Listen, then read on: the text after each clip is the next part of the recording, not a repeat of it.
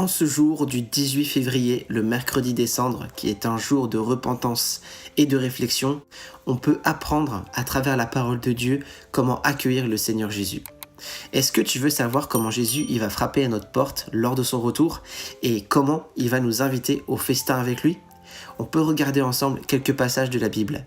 Tout d'abord, Jean chapitre 10, le verset 27. « Mes brebis entendent ma voix, je les connais et elles me suivent. » Aujourd'hui, on est entouré de toutes sortes de voix. Ça peut être les informations, les réseaux sociaux, les polémiques, la peur, la colère.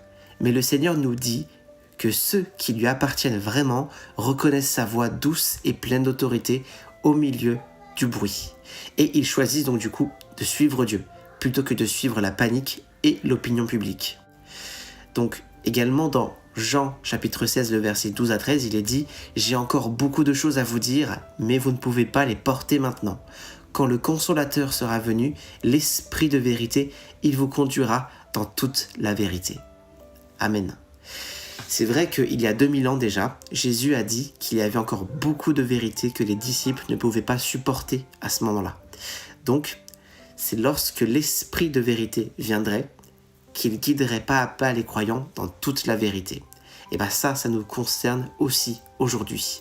Face à l'instabilité, à la pression de la vie, aux tensions familiales et au refroidissement spirituel, le Seigneur, il ne nous donne pas seulement quelques paroles de consolation. Il veut aussi nous conduire plus profondément dans sa parole, dans sa vérité, afin que nous sachions comment vivre selon la volonté de Dieu dans ces derniers temps et comment nous préparer à son retour.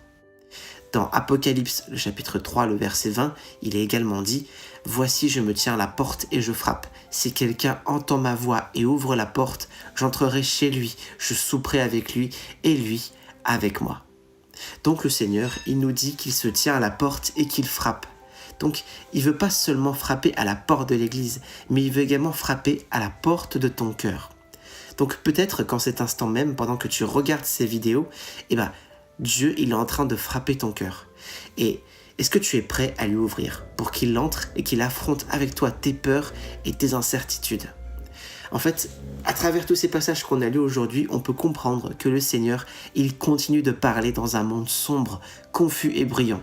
Et que ceux en fait qui reconnaissent sa voix, ces brebis, elles sont bénies. Et toi, dis-moi, est-ce que tu veux être de ceux qui font partie des brebis de Dieu? Et donc ne pas seulement vivre un mercredi des cendres symboliques, mais apprendre réellement à écouter la voix de Dieu, à saisir l'occasion de son appel et partager le festin avec lui, recevant force et direction par sa parole.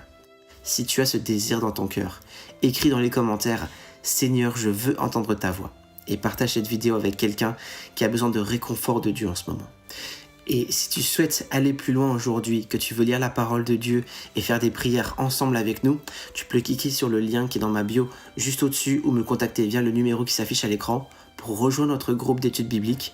On se prépare ensemble pour le retour du Seigneur Jésus, cet événement qui sera glorieux. Je te souhaite une excellente journée. Au revoir.